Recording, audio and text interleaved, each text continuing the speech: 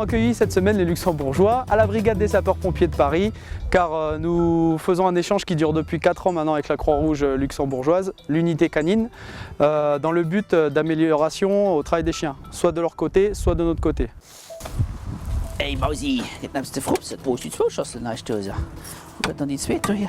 Bon, on est venu à Paris, en France, chez la BSPP pour perfectionner notre système de recherche avec les chiens de décombre et les chiens de quête. On a fait l'expérience déjà maintenant pour la 4e fois qu'on vient ici à Paris faire un stage et c'est une ambiance super, on apprend beaucoup de choses. Nous avons axé notre travail sur le décombre, la quête, la recherche en personnes immergées ou semi-immergées sur un plan d'eau au lac de Créteil. Nous avons travaillé également dans les carrières de Vincennes.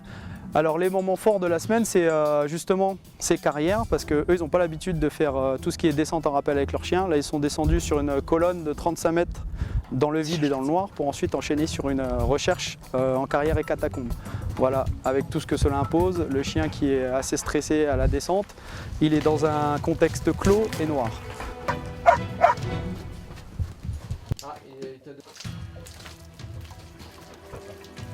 L'autre point fort, c'est le décombre. Chez eux, pour leur entraînement, ils ont moins de terrain de décombre que les nôtres.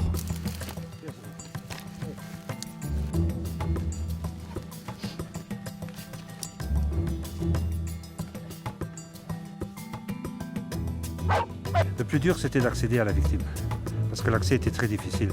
Et comme c'est un jeune chien qui n'a pas encore fait trop de décombres, c'est très difficile. Et là, je suis très content. Et le dernier point fort, moi je pense, c'est la recherche en plan d'eau.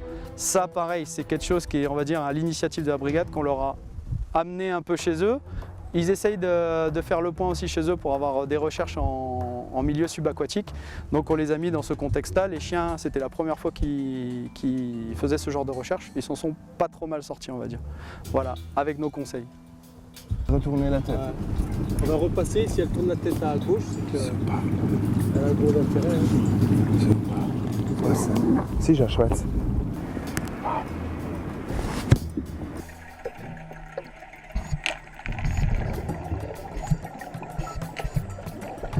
Ja. Ja,